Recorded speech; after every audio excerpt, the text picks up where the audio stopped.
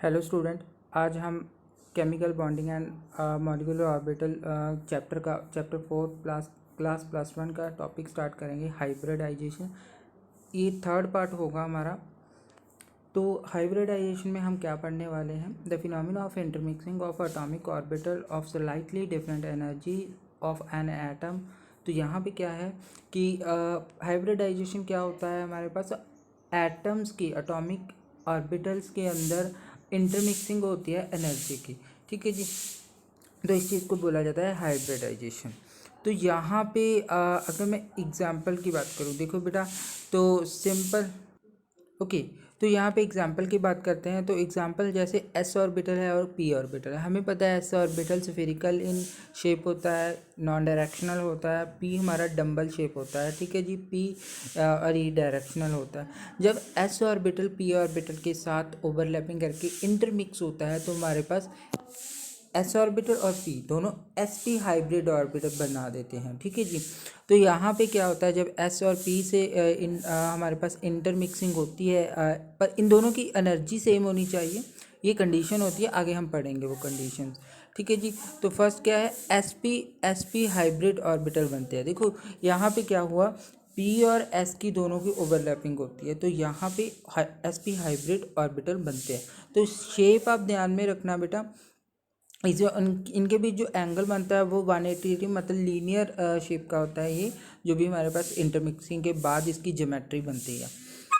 तो नेक्स्ट है structure of BeF2। ये एग्जांपल है, इसको हम देखते हैं किस तरह से आप पेपर के अंदर इसको एक्सप्लेन करोगे। ठीक है जी, तो अगर हम BeF2 की बात करें तो देखो क्या होता है। BeF2 द सेंट्रल मेटल इसके अंदर Be है और जिसके अंदर 4 इलेक्ट्रॉन रहते हैं। तो अगर इलेक्ट्रॉनिक कॉन्फ़िगरेशन लिखना चाहूँ मैं Be और F की, तो यहाँ पे अगर Be4 ब्रिलियम की बात करें तो 1s2 2s2। ओके जी, ये ग्राउंड स्टेट एनर्जी होती है। तो इस तरह इसको फिल किया जाता है, 1s के अंदर 2 इलेक्ट्रॉन, 2s के अंदर 2 इलेक्ट्रॉन। ठीक है जी, इसको मुझे एक्साइट करवाना है। एक्साइट क्या होगा, एक्साइट क्यों करवाते हैं, क्योंकि यहाँ पे क्या होता है, हम कुछ अमाउंट ऑफ एनर्जी देते हैं जिससे हमारे इलेक्ट्रॉन ग्राउंड स्टेट से उठकर फर्स्ट एक्साइटेड से सेकंड एक्साइटेड स्टेट पे क्या हो जाते हैं, मूव कर जाते हैं। तो यहाँ पे क्या होता है, जो 2s वाला इलेक्ट्रॉन है उसमें से एक इलेक्ट्रॉन को एक्साइट करके मैंने p के अंदर शिफ्ट कर दिया। ओके जी, तो ये तो हो गया मेरा ब्रिलियम का एक्साइटेड स्टेट। ठीक है जी, अब नेक्स्ट है फ्लोरीन। फ्लोरीन में टोटल 9 इलेक्ट्रॉन होते, 1s2 2s2 2p5। ओके जी, अब इसको हम एक्साइट करवाएंगे नहीं। क्यों नहीं करवाएंगे, क्योंकि पहले ही इसके पास अनपेयर्ड इलेक्ट्रॉन प्रेजेंट है, मतलब एक सिंगल इलेक्ट्रॉन है। ऊपर क्या है, ब्रिलियम के एस के अंदर फुल्ली फील्ड था वो। तो तब हम अब फुल्ली फील्ड है तो क्यों हाइब्रिड करेगा दूसरे के साथ, इंटरमिक्सिंग क्यों करेगा, क्योंकि पहले ही वो बैलेंस है। ठीक है जी, इसीलिए क्या करेंगे, हम उसको पहले एक्साइट करके अनपेयर्ड करेंगे और फिर ये अनपेयर फ्लोरीन और Be का जो अनपेयर्ड इलेक्ट्रॉन आपस में क्या करेंगे, रिएक्ट करेंगे।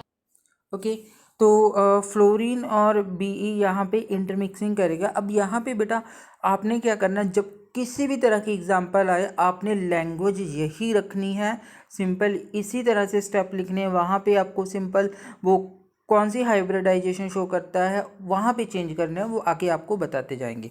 ठीक है जी, तो लैंग्वेज कैसे लिखना है, यहाँ पे देखो line, it is the case of sp hybridization. अगर वहाँ पे sp2 हाइब्रिडाइजेशन होगा, sp2d हाइब्रिडाइजेशन, अगर अलग अलग क्वेश्चन आए तो वहाँ पे यहाँ पे sp की जगह पे आप वैसी ही हाइब्रिडाइजेशन लिखोगे। ओके जी, इन विच वन, जिसके अंदर sp है तो एक तो s ऑर्बिटल s का इलेक्ट्रॉन पार्टिसिपेट करेगा, एक p का।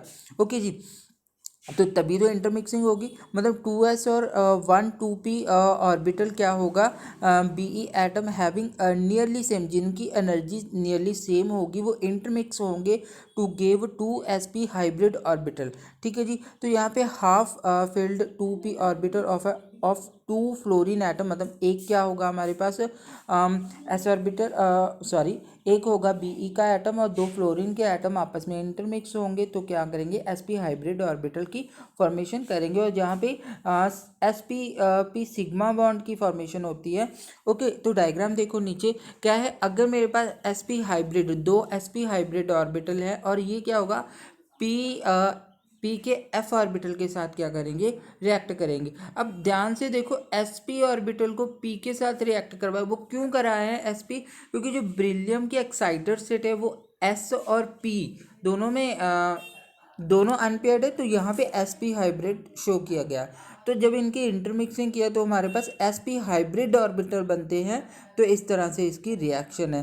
जो यहाँ पे बेटा शेडेड पोर्शन किया गया है ये हाइब्रिड ऑर्बिटल होते हैं, मतलब यहाँ पे ओवरलैपिंग होती है। जो एंगल बनता है 180 डिग्री का एंगल यहाँ पे बनता है, simple.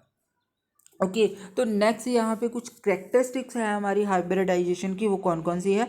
The number of hybrid orbital form in the equal to the number of the orbital of the get hybrid, मतलब जितने हाइब्रिड ऑर्बिटल होंगे उतने ही उसके अंदर क्या होने चाहिए, नंबर ऑफ ऑर्बिटल होने चाहिए, अनपेयर्ड इलेक्ट्रॉन होने चाहिए। ठीक है जी। तो the hybrid orbital are always equivalent in energy and shape, मतलब एनर्जी में वो इक्वालिटी होनी चाहिए, ज़्यादा डिफरेंस नहीं होना चाहिए। ओके जी। तो नेक्स्ट क्या है, the hybrid orbital are more effective is formed stable bond than the pure atomic orbital, simple है।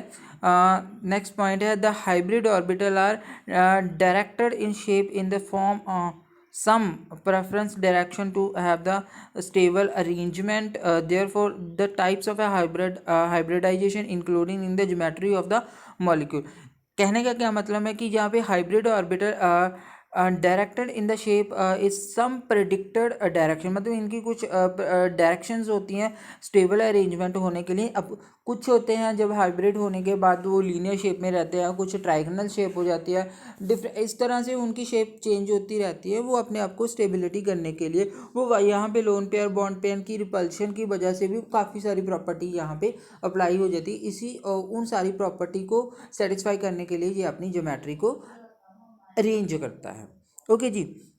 तो नेक्स्ट क्या है, कंडीशन ऑफ हाइब्रिडाइजेशन। अब हाइब्रिडाइजेशन की कंडीशन, कुछ कंडीशन होती है। फर्स्ट तो पहला, एनर्जी में ज़्यादा डिफरेंस नहीं होना चाहिए, वो एनर्जी सिमिलैरिटी होनी चाहिए, स्लाइटली इक्वली होनी चाहिए। ओके जी। तो नेक्स्ट पॉइंट है, hybridization is generally belongs to the valence. तो यहाँ पे जो भी हाइब्रिडाइजेशन होगी वहाँ पे वैलेंस इलेक्ट्रॉन होना ज़रूरी होता है। तो यहाँ पे हाफ फील्ड, कंप्लीटली फील्ड या एम्प्टी ऑर्बिटल का होना भी वहाँ पे ही क्या होगी, हाइब्रिडाइजेशन होगी। ओके जी। तो नेक्स्ट यहाँ पे टॉपिक आता है टाइप्स ऑफ हाइब्रिडाइजेशन। अब डिफरेंट टाइप्स ऑफ हाइब्रिडाइजेशन होती है। पहला है sp हाइब्रिडाइजेशन, अभी हमने वो एग्जांपल की थी, वो sp हाइब्रिडाइजेशन की एग्जांपल थी। अगर आपको sp हाइब्रिडाइजेशन की एग्जांपल देखनी है तो वहाँ पे BeF2 की जो एग्जांपल है वो sp हाइब्रिडाइजेशन की, वहाँ पे वो वाला सारा क्वेश्चन यहाँ पे अटैम्प्ट करना होगा।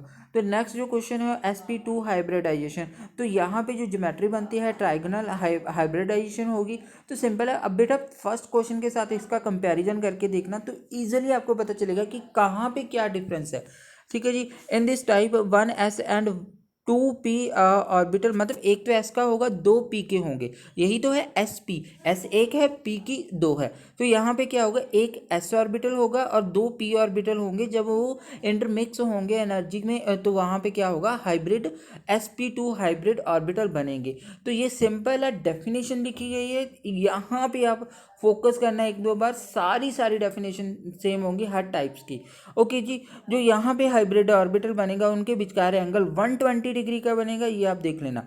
ओके जी। तो नेक्स्ट क्या होगा, अगर एग्जाम्पल की बात करें BF3 मॉलिक्यूल की बात करते हैं तो ये क्या होगा, sp2 हाइब्रिडाइजेशन होगा।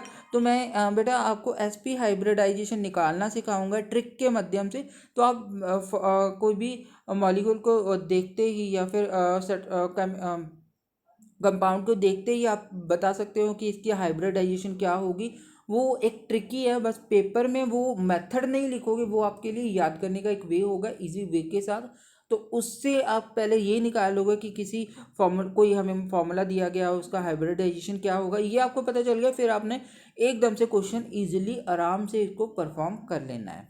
ओके जी, तो सिंपल है। BF3 की बात करें तो यहाँ पे ब्रोमीन में क्या होता है हमारे पास 1s2 2s2 2p1 ये होते हैं इसको ग्राउंड स्टेट। अब इसको एक्साइड करवाएंगे, एक्साइड एक क्या होगा, S वाला इलेक्ट्रॉन P के अंदर शिफ्ट हो जाएगा, यहाँ पे क्या होगा sp2। देखो P के अंदर 2 अनपेयर इलेक्ट्रॉन है, बोरेन बोरोन की बात कर रहा हूँ बेटा मैं यहाँ पे। तो P के अंदर 2 हो गए, S के अंदर 1 हो गया, तो sp2 हो गया ना। हाँ जी, इसी तरह फ्लोरीन कितने हैं हमारे, 3 है। तो हर के पास एक एक इलेक्ट्रॉन हमारे पास क्या है, वेकेंट है। तो यहाँ पे ऊपर एक S के साथ 2 P के साथ हमारा हाइब्रिड ऑर्बिटल इंटरमिक्सिंग कर लेगा, तो हमारे पास इस तरह से नीचे स्ट्रक्चर होगा, एक S और 2 P। देखो एक सिंगल P होता है, एक सिंगल P वाला, और दो बनेंगे, एक S PX वाला होगा, एक PY वाला। बेटा जो हमने वो शेप पढ़ी थी ना, ऑर्बिटल ऑफ शेप, वो वाले टॉपिक को ध्यान से देखना, तो आपको पता चल जाएगा ये डबल कैसे बनाया गया है। ओके जी, तो यहाँ पे सिंपल हमारे पास sp2 हाइब्रिडाइज ऑर्बिटल बनेगा, नीचे उसकी स्ट्रक्चर दी है, इजी है, तो सिंपल आपने ऐसे लिख लेना है। इसी तरह sp3, इसके अंदर एक s होगा, 3p ऑर्बिटल होंगे। तो यहाँ पे हमें कार्बन है, कार्बन की ग्राउंड स्टेट हमें पता है सॉरी 1s2 होता है, 2s1 होता है, सॉरी 2s2 होता है, P में 1 होता है, PX में 1 होता है, PY में 1 होता है। अब हमें तो P3 चाहिए, तो एक हमें एक्साइटर स्टेट करके P के अंदर एक इलेक्ट्रॉन और लाना होगा। वो कहाँ से आएगा, S के अंदर से।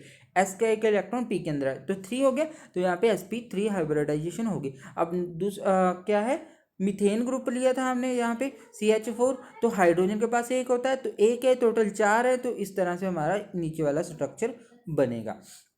ओके बच्चों, यहाँ पे जो हमारे पास एक्सप्लेनेशन है सभी की सेम है, और यहाँ पे आप ध्यान से देखना कि sp3 की हाइब्रिडाइजेशन है, तो यहाँ पे एक p ऑर्बिटल को हमने ज़्यादा लिखा कम लिखा वही है, आप कंपेयर करके देखना। अगर नहीं समझ आएगा तो दोबारा से करवा देंगे, क्लास के अंदर भी फर्दर हम इसको एक्सप्लेन करेंगे। इजी है, कुछ नहीं है, बस क्वेश्चन आएंगे, इजीली क्वेश्चन आप अटैम्प्ट कर लोगे, 5 मार्क्स का क्वेश्चन बनेगा यहाँ से।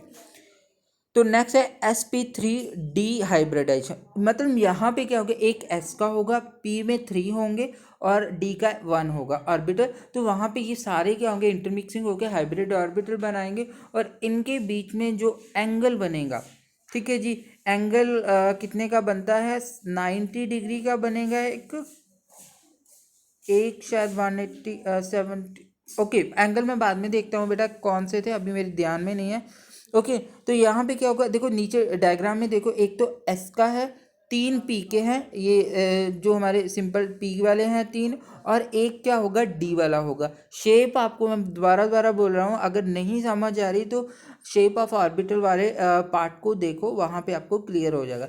तो ओवरऑल जो इंटरमिक्सिंग होकर हमारी स्ट्रक्चर बनेगी, इस तरह की जो नीचे स्ट्रक्चर दी गई है, यहाँ पे जो एंगल बनते हैं, एक तो 90 डिग्री का बनता है, दूसरा 120 डिग्री का, दो तरह के एंगल बनते हैं, ठीक है बेटा। तो यहाँ पे आप सिंपल डायग्राम बना दोगे, और इसकी अगर एग्जांपल की बात करें तो एग्जांपल क्या होगा, PF3 बनेगी, और जो sp3d हाइब्रिडाइजेशन शो करती है। ओके जी, नेक्स्ट क्या है, sp3d2 हाइब्रिडाइजेशन।